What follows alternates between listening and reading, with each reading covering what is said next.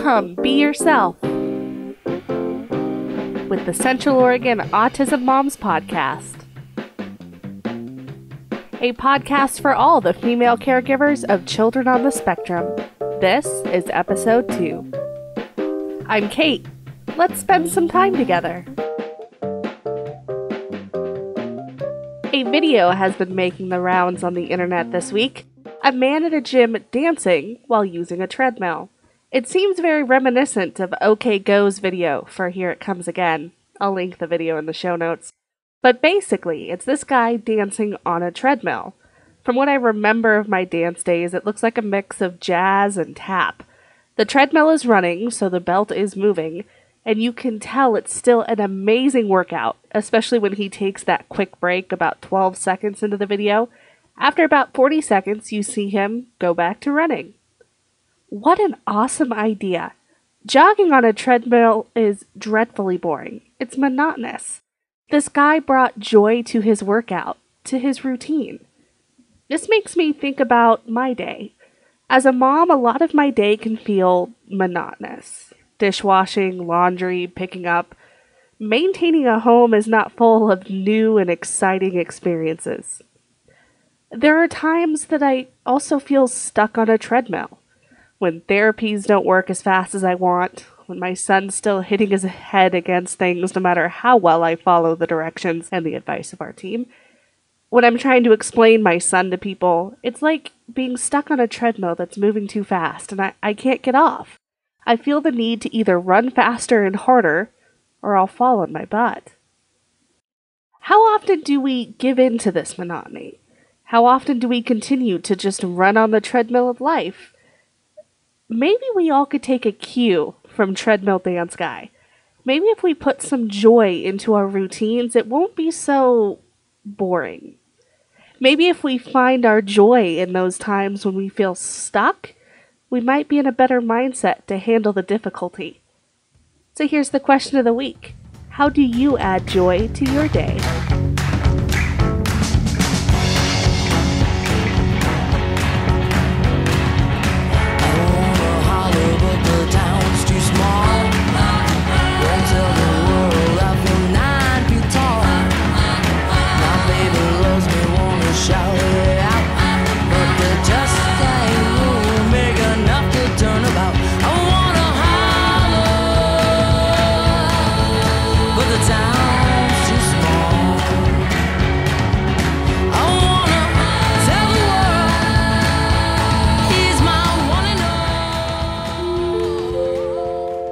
Upcoming events for Central Oregon. The first meeting of the Central Oregon Autism Moms Group will be on June 14th. For more information, you can join the event on Facebook or email Michelle Harper at michelle@coampodcast.org. COAM is sponsoring an amazing music therapy program in Bend with neurologic music therapist Angie Kopsche. The program will be offered in 2 separate sessions this Saturday, May 18th at 10 a.m. and 11:30 a.m. The cost is $20 per family and will be held at 2680 Northeast Twin Knolls Drive, Suite 150, the Ability office. Space is limited. A link to register will be posted in the show notes. The Deborah McLean Training, Job Developing, Coaching, and Person-Centered Overview will be May 24th and 25th at the Comfort Inn Suites. For more information or to register, check the show notes. The parents and caregivers of children affected by a disability support group schedule is as follows. The Redmond group meets the second Tuesday of every month at 6 p.m. at the Manzanita building. The Bend group meets the fourth Tuesday of every month at 6 p.m. at the Ability offices. Sibs Connect, a sibling of children affected by a disability support group run by Sibs for Sibs, also runs the fourth Tuesday of every month at 6 p.m. at Ability. The suggested age for Sibs Connect is 10 and older. For all these groups, childcare is provided free of charge.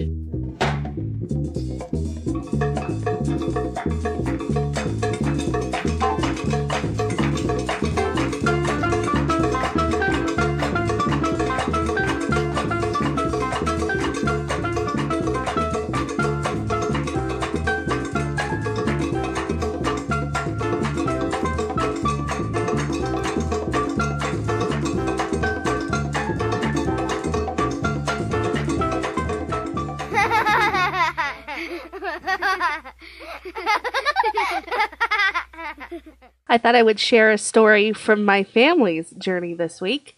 One of our therapists started playing a game with our son. Now he'll come up to anyone with a balloon in his hand and throw it at their head. Whoever gets hit is supposed to go, ah, fall over and say crash. Of course, balloon is a relative term here. My 3.5-year-old seems to think anything is a balloon. A big exercise ball, cat toy, metal truck. Anything in his hands, really. Well, during Easter, my husband and his family took our son to church in the morning.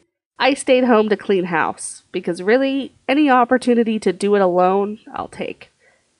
Well, they all came back looking pretty exasperated.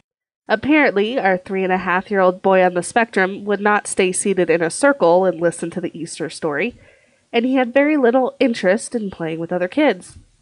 He also took some of the eggs and started throwing them at people's heads.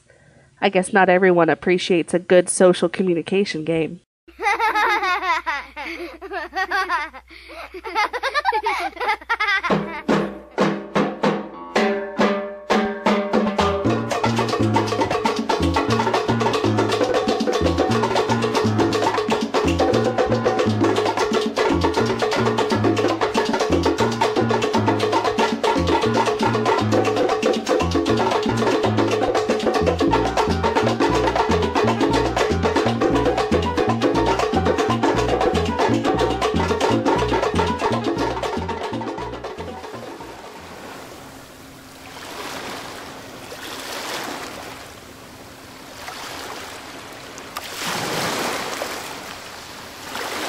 I was sitting at the dining room table with a friend of mine last week.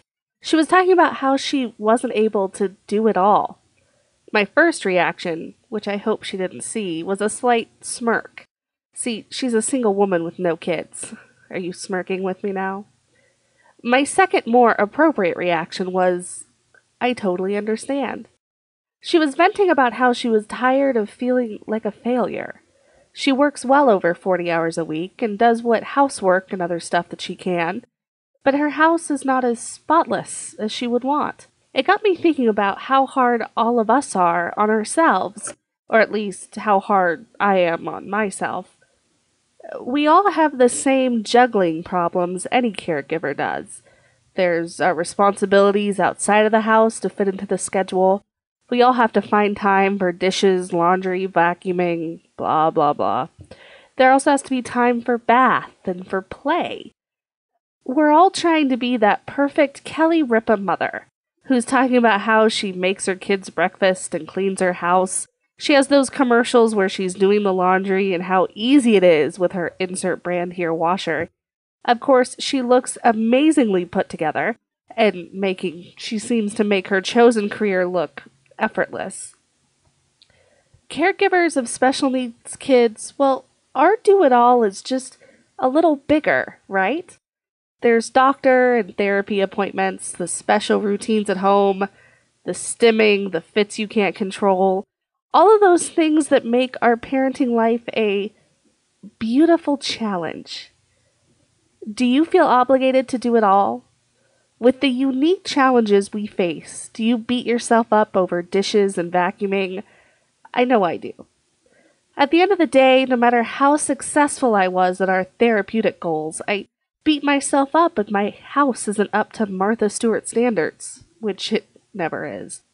The first thing I want to say is you are doing great. Being parent, protector, and advocate is not easy, but you are amazing. And whether you realize it or not, there is a woman and a mother who has watched you and said, man, I wish I was a great mother like her. I used to work in a real high responsibility job. After a couple of days, I looked at my boss and said, when everything is running smoothly, absolutely, I can get all this done. But what if something goes wrong somewhere? I'm gonna drop a ball. My boss looked at me and said, Crockett? Crockett was my maiden name and my nickname from back in the day. He said, Crockett, we're all jugglers. We have so many balls in the air, it's insane. You are going to drop one. And I'm not going to judge you for that. I will judge you on which one you drop. The right dropped ball is the difference between a bad job and a great job. So, don't judge yourself over a dropped ball. We are all jugglers. We have so many balls in the air, it's insane.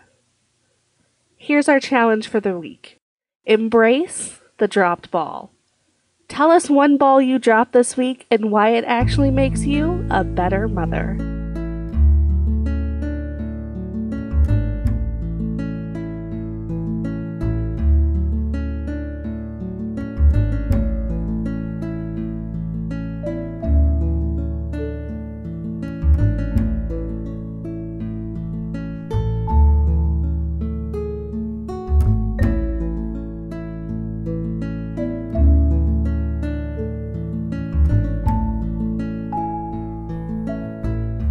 That about wraps it up for the second episode of the Central Oregon Autism Moms Podcast. For links about everything we've talked about, including links to the YouTube videos I mentioned, check out the show notes at coampodcast.blogspot.com. Don't forget to put June 14th on your calendar. I'm so looking forward to meeting you in person. If you have a funny or inspiring story, share it with us. I'd love to use it. It's Kate. Thanks for spending some time with me today.